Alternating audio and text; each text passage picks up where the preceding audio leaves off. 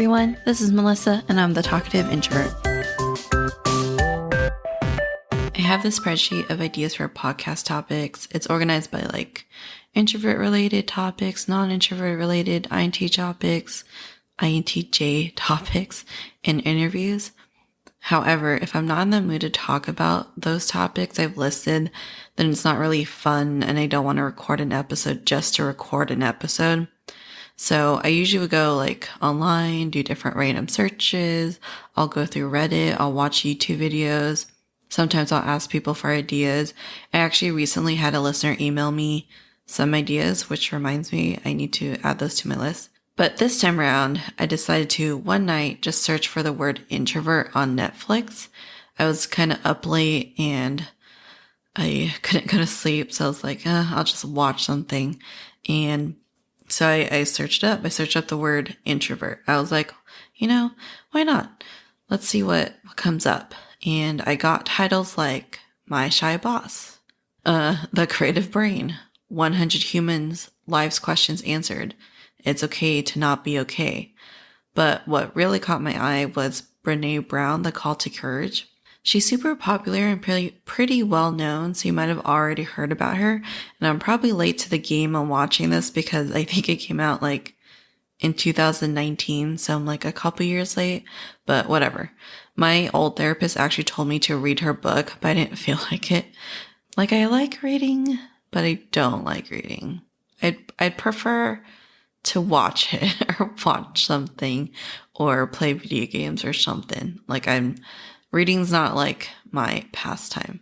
But fortunately, I can watch her on Netflix, and I also found out that she has a podcast too. So I might start listening to that on my walks. So this episode is my reaction to that. I don't know what you want to call it, video show. It's just it's just her talk, her speech, or whatever you want to call it. It's I'm not really sure what you call it because it's not a comedy sketch or anything. It's just the one show. I think she's touring and she goes and does this speech. So they recorded it and put it on Netflix. And, anyway, so this is my reaction to that, whatever that you want to call that, and why I think people should also watch it. First of all, she's hilarious and so fun to listen to. I definitely want to watch her TED Talk videos. I don't, however, really appreciate her comment about white guys. She didn't want a white guy to be on her cover, which is fine. It's her cover. She can have whatever she wants on it. But the way she said it, she was disgusted of the thought, the audacity of the artist to do such a thing. And okay, I get it. It's cool to hate white guys nowadays, but I don't like that. I personally do not like that. If you're going to be fighting for equality and talking about being inclusive and treating everyone fairly and not judging others by their appearance, then you need to treat everyone the same and not single out a specific group of people.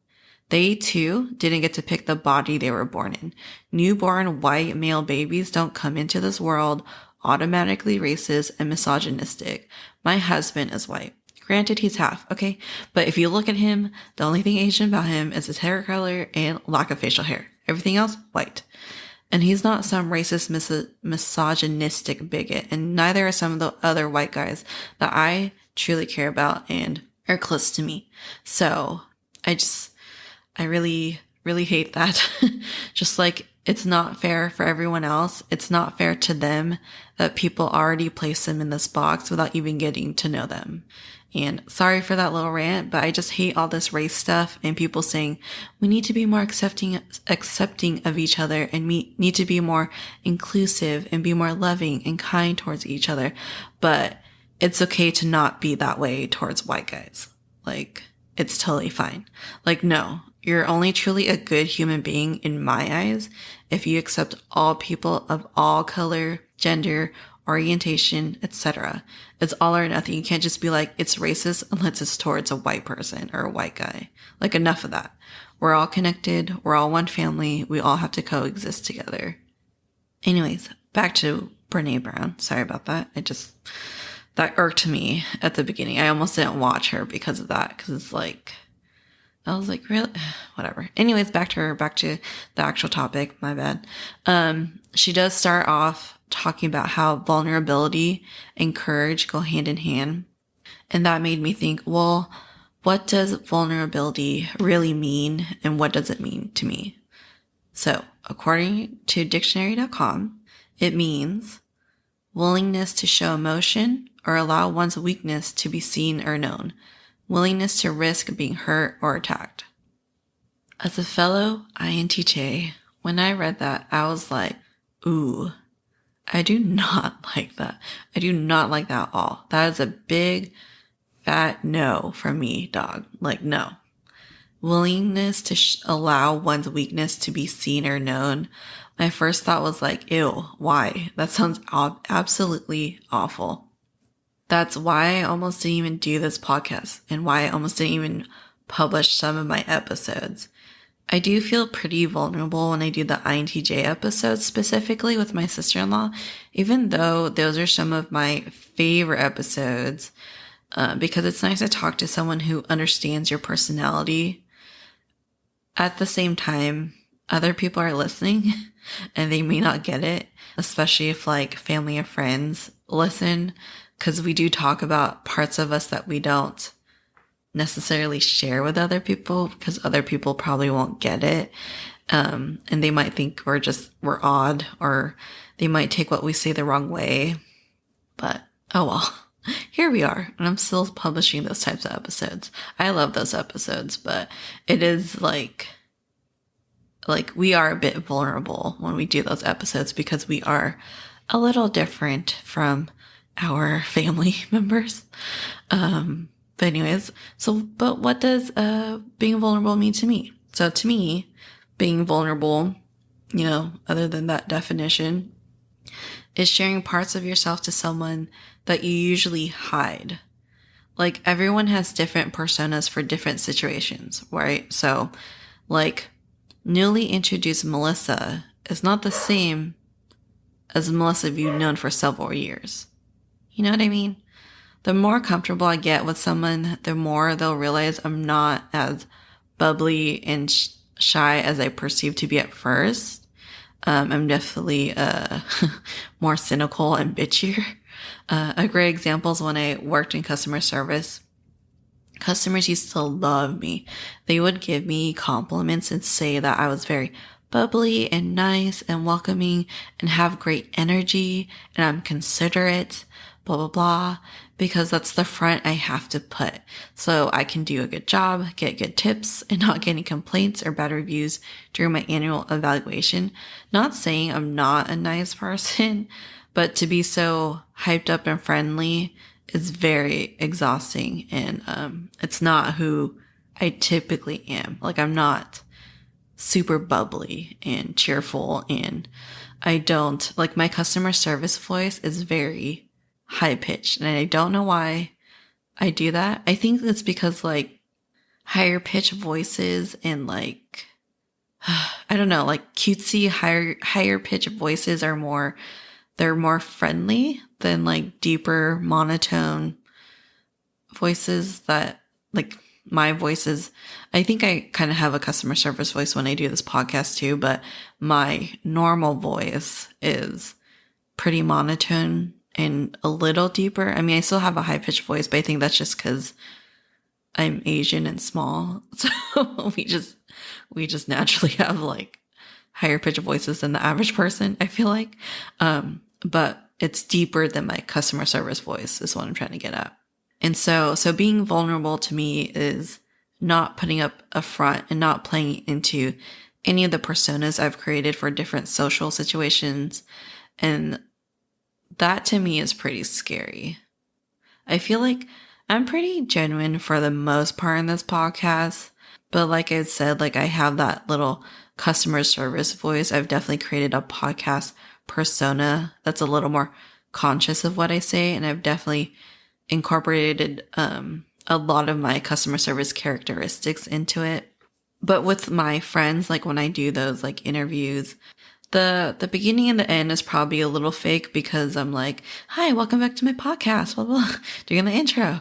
But for the most part, in between, like the actual like conversations with my people that I talk to or interview, is for the most part genuine because they're people I know. And I kind of forget I'm in a podcast or mode. Like when I start getting into it, like it's just like at the beginning and then towards the end, obviously I have my little outro that I say really fast that I notice I kind of speed through it, but I kind of just want to just get it over with. And like, that's the end of the podcast. But in the middle, I'm pretty genuine. I'd like to think. I don't know. I guess you had to ask my friends and family. So vulnerability to me is just not putting up that front and just being genuinely you and having like people accept that or witness the true you, I guess, the true self. So back to Brené Brown, she went through a horrific experience and had to endure what she called a vulnerability hangover. So she did her first TED Talk and it ended up on YouTube and it received a ton of views. The problem with that, I mean, like, good on her. Like, she got a lot of views and I'm sure a lot of the comments were positive and it was like, the TED Talk was probably like really helpful for some people. But the problem with being public and going on YouTube and getting all those views is that not only are there positive comments, but there's also negative ones. And so the problem that she faced, which is the problem I am always worried about with doing a podcast. Luckily, I'm not super popular. And for the most part, I have good followers or like nice followers, I should say. So she made the mistake of looking at all the comments and people said some absolutely awful things. A lot had to do with her appearance, which is dumb because it had nothing to do with her speech, but they like just commented on her outward appearance and how she looked and all that stuff. And honestly, that's why I like podcasts, because you can't see me. I might post a picture here and there of myself on Instagram, but unless you know me, that's kind of all you get. And like, even the pictures I do post on Instagram, it's like not really the full me. And it's, you know, obviously angled a certain way to make me look a certain way. And I only show like the good parts of me. But this is like a full on TED Talk video. So you just see all of her. And yeah, so people made comments about her appearance and what she looked like, and not necessarily all about what she said. Like there were some comments about what she said, but I think the ones that really like hit her was the appearance one. So the other comments that weren't appearance related, made me really think about why I don't also heavily promote my podcast. I don't even promote my personal IG page. So some family friends still don't know that I do this. Most people I know only know about it because it was suggested to them on IG or Facebook. So if you find it, you find it. And like more and more people are finding me. Like more of my friends and family members are finding me. And I'm getting a lot of more followers like from my like personal bubble, not just like other listeners. And it does make me nervous to do these podcasts even more, but I'm trying not to think about it because I still want to do this because I do like to talk and I do like the whole podcast aspect. Like it's a fun hobby. So I'm not going to stop doing it, but it does make me nervous. And I don't know. I feel maybe I'm just in my head too much, but I don't know. It's making me worried about like what people think of me after they listen to my podcast. But anyways, that's not what we're talking about. So when she when she read those comments, the negative ones about her appearance and the negative ones about her speech overall, it just put her in this funk. You know, she called it the vulnerability, hangover, and it put her in this downward spiral. And then what really brought her back was this Teddy Roosevelt quote, which is a white guy, by the way. But anyways, so Teddy Roosevelt once said, "It is not the critic who counts, not the man who points out how the strong man stumbles or where the doer of deeds could have done them better. The credit belongs to the man who is actually in the arena, who faces marred by dust and sweat and blood, who strives valiantly, who errs, who comes short again and again, because there is no effort without error and shortcoming. But who does actually strive to do the deeds, who knows great enthusiasms, the great devotions, who spends himself in the worthy cause, who at the best knows in the end the triumph of high achievement, and who at the worst, if he fails, at least he fails while daring greatly, so that his place shall never be with those cold and timid souls who neither know victory nor defeat. So in essence, the credit doesn't go to the trolls, the people who ridicule you or bully you in the comment section. It's all about the person who did the work, who showed up, knowing they'll face criticism, whether good or bad. They are truly the courageous ones, not the ones who hide behind their screens. And I really like that quote. I was like, damn, that's good. Because when she was talking about that and like the whole YouTube thing and like being on TED Talk and being out there and being vulnerable, like that was my biggest fear. That's why it took me so long to even do the podcast. And it wasn't until like my cousin convinced me to do it. But I was just scared of everything else. Like, I don't know why I thought I'm going to get like a bunch of comments and a bunch of people giving me feedback, because I get maybe 1 or 2 comments every few months. So I don't really get a whole lot of feedback. But if I ever like get popular enough where people are actually commenting on a regular basis, I think that's what's going to scare me and might make me stop doing this. Right now it's good. We're at a good, like all my followers and people who comment or message me are super nice, super friendly, super encouraging. But if at any point I start to actually get popular and more people listen to me and I start getting those negative comments, that's, I don't know. I'll just think back in this Teddy Roosevelt quote then. But that's just like all my fears is what she was talking about, like the comments and all the criticism and all the trolls on the internet. But anyway, so she goes on to say that vulnerability is having the courage to show up when you can't control the outcome. And she says we're so afraid to let ourselves be seen. And that's exactly how I feel with this podcast and how I'm feeling with the fact that more and more family and friends are following me and finding the podcast. I mean, they could just be following my Instagram page just to support me, and they might not actually listen to anything, which would be totally fine. Like, I'm totally cool with that. But I don't know. I don't know if they're listening or not. I could just speculate because I can see the location of where things are downloaded, but it's very like general, you know, like if they say California, like Sacramento, California, that could literally be anyone. But anyways, so she used an example of someone coming out to their Christian parents. And I thought of a similar situation to me. Granted, I'm straight, so when I say I came out to my mom, it's not what you're probably thinking. If you guys haven't heard previous episodes, I did leave our church after I turned 18 and graduated from high school. The moment I was able to leave the church, I took my chance and left. That makes it sound like I was in a cult, but I mean, no offense to people, but religion's kind of cultish. Like, churches are a little cultish, you know, because when people say they no longer are practicing, they always say, I left the church, you know, that sounds very cultish. But anyways, so yeah, I left our church at 18. It kind of happened around, like, I don't know if you guys in America, I don't know how old my listeners are, but if you remember Prop 8, I was is it no on Prop 8? I can't remember. I think it's no on Prop 8. Because I think Prop 8 was going to make gay marriage illegal. Or I honestly don't remember. It was so long ago. But basically, a lot of church members were like, gay people shouldn't get married. And if you follow the word of God, then you shouldn't, you know, practice gay marriage or something stupid like that. And I was like, no. That's not okay with me. And I already kind of was questioning church already.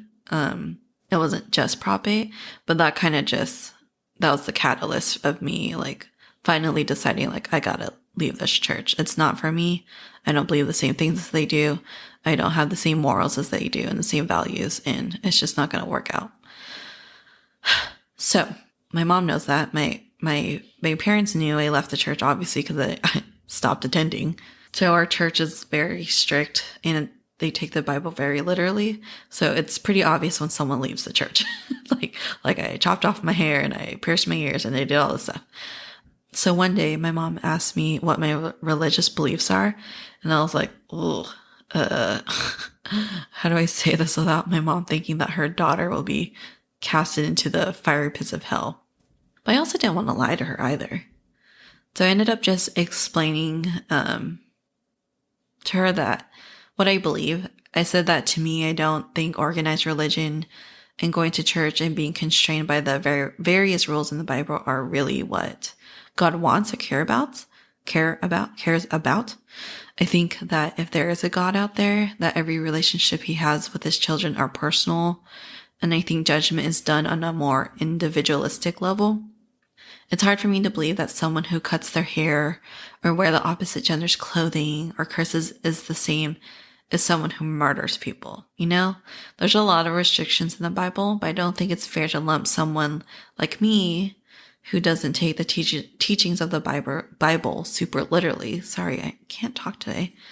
But yeah, I don't think it's fair to lump someone like me to someone like Jeffrey Dahmer or Ted Bundy. You know, like I don't think it's black and white like that. I think it's up to the individual to be kind and to be accepting and to be loving of others. And you guys, I was so nervous to say that to her. I was like, my heart was beating. I have a Fitbit and my heart rate was up. Like I just looked at it because I was curious. But I was so nervous to say that to her because my mom was very strict growing up and very religious and still religious to this day. But she was actually super accepting of that answer. She was like, that makes sense. And I was like, what? Are you serious? Where was this when I was in high school? I obviously didn't say that to her, but that's what's going on in my head. Like, did I hear that correctly? Am I... like, is this real? Is this a dream? I was so scared, but it was actually nice to know that she was accepting of that answer. And it felt really good to finally say that to her because since I left the church, okay, so I'm like 29 now.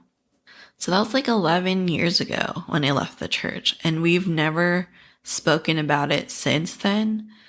And she just asked me and I was honest. I wanted to be honest. Plus, I'm not really good at lying anyways. So I wasn't going to lie to her and be like, yeah, I kneel next to my bed every night and pray to God, which I obviously don't. But Brené Brown she uses this phrase, the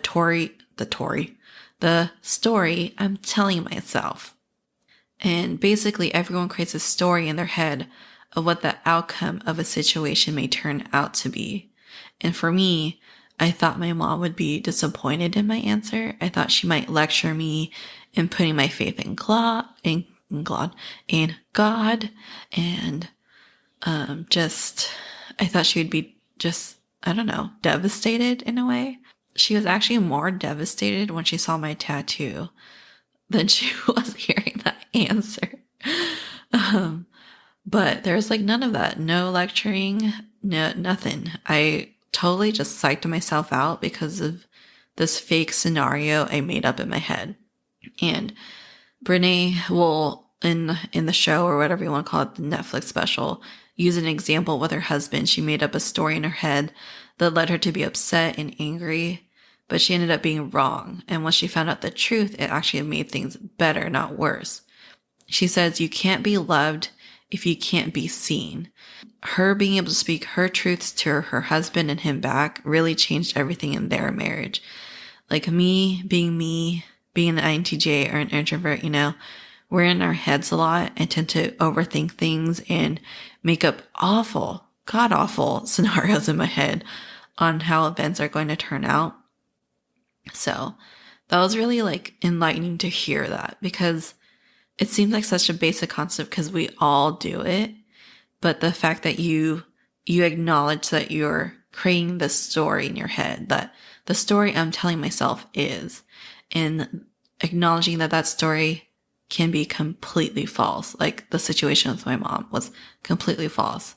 She didn't lecture me. She didn't yell at me. She didn't like get mad at me in any way.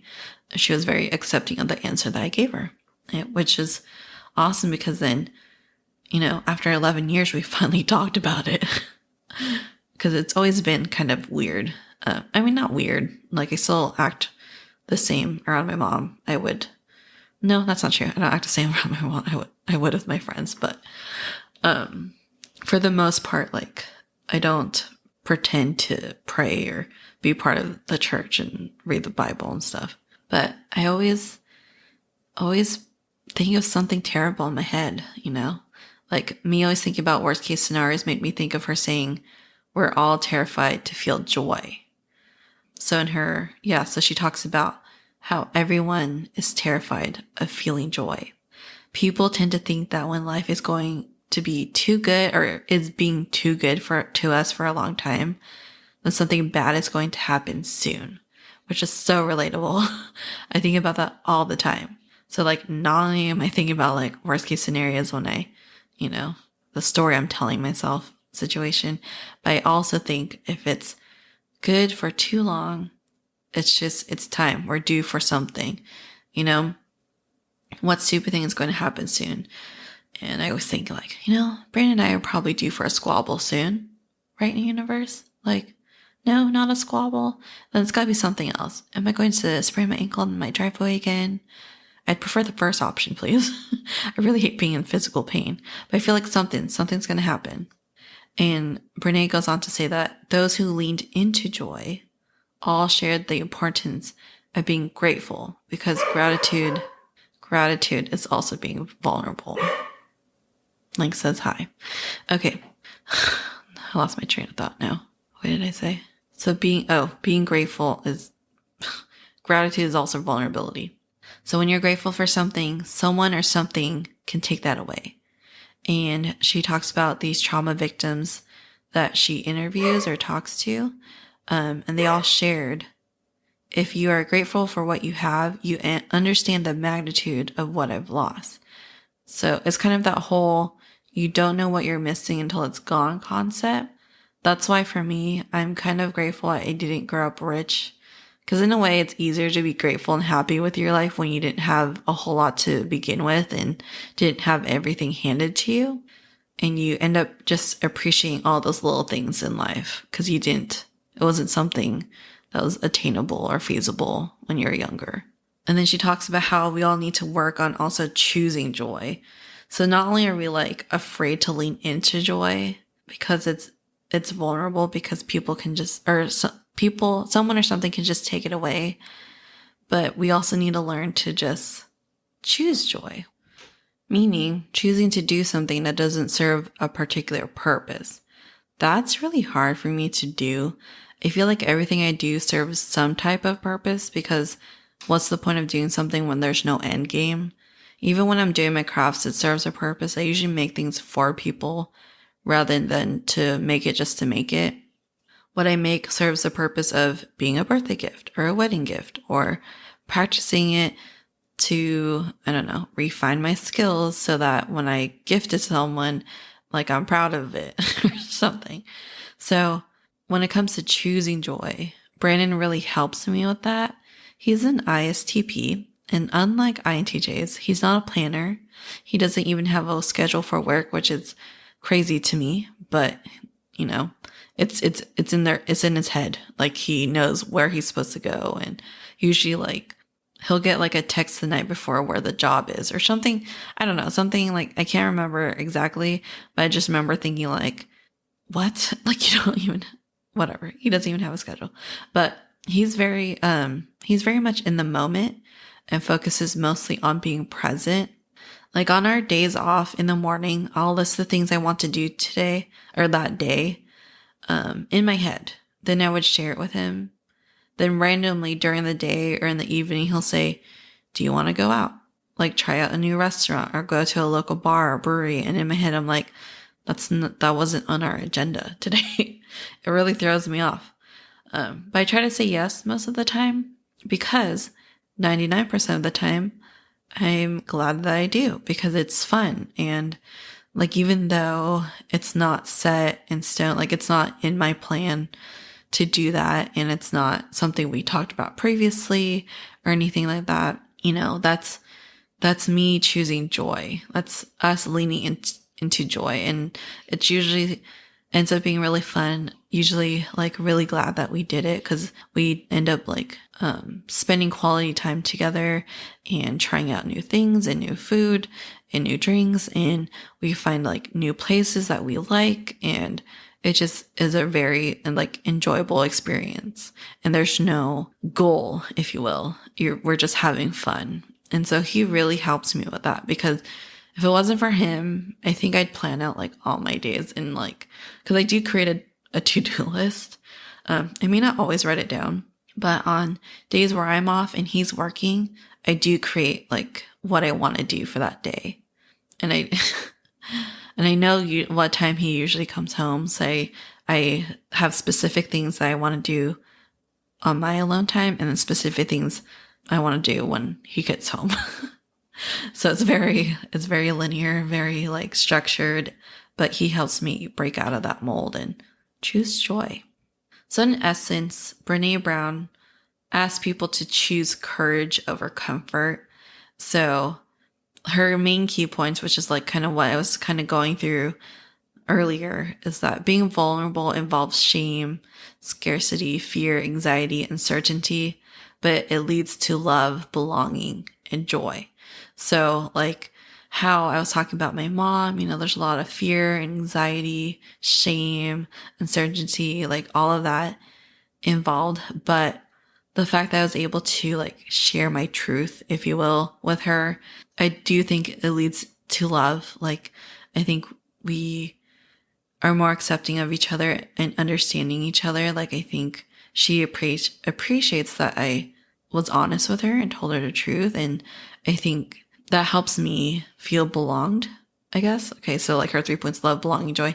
Belonging. Cause then for once after 11 years, my mom finally got to see what I believe in and my religious beliefs. And she got to really see me and not just speculate what I do or what I think and all that. And I think that's really great. I'm really glad I did that one thing, and the whole joy thing also, it helps, not to have just a structured day every single day. Like Brandon was saying, he wants us to live our best lives. And I tease him a little bit when he says he's just living his best life because I think it's so funny because it's very out of character for him because it's such what's the word? It's such a trendy thing to say, living your best life, but it really is living our best life. And he was giving me this whole spiel, we really do need to live our best life though. Stop teasing me about it. And it's true. He really helps me do that. And it really does bring about joy. And I understand the whole being vulnerable because I am scared that someday that might get taken away from me. But at the same time, the fear of that being taken away from me should really make you appreciate it and want to lean towards joy because it might go away, So I really did like this little show that she did. I don't know what you call it. I guess it's a show, right? But I didn't touch on everything that she spoke about. I kind of just highlighted the areas that really stuck with me when I watched her. So I highly recommend watching the whole thing on Netflix. Again, it's called Brené Brown, The Call to Courage. Super interesting. She also has some videos on TED Talk. She's written a few books, and she's also, like I said earlier, she has a podcast. Definitely want to listen to her podcast. I'm curious to hear what it's about and if it's anything like this Netflix show. It'd be interesting to see what else she has to share because this one was so popular. This book became so popular, and this tour of hers was so popular. Sold out seats. There's so many people in the audience. It's crazy. And it does resonate, I feel with everybody, because everyone is scared to be vulnerable and everyone's scared to be courageous and pick courage over comfort, like she said. And everyone's scared of all these things that she talks about. But at the end, it can lead to love, belonging, and joy, which is what everyone wants, right? So anyways, in conclusion, even though I don't like being vulnerable, and that definition I stated earlier freaked me out and scared me. If I wasn't vulnerable, I wouldn't have this podcast, first of all.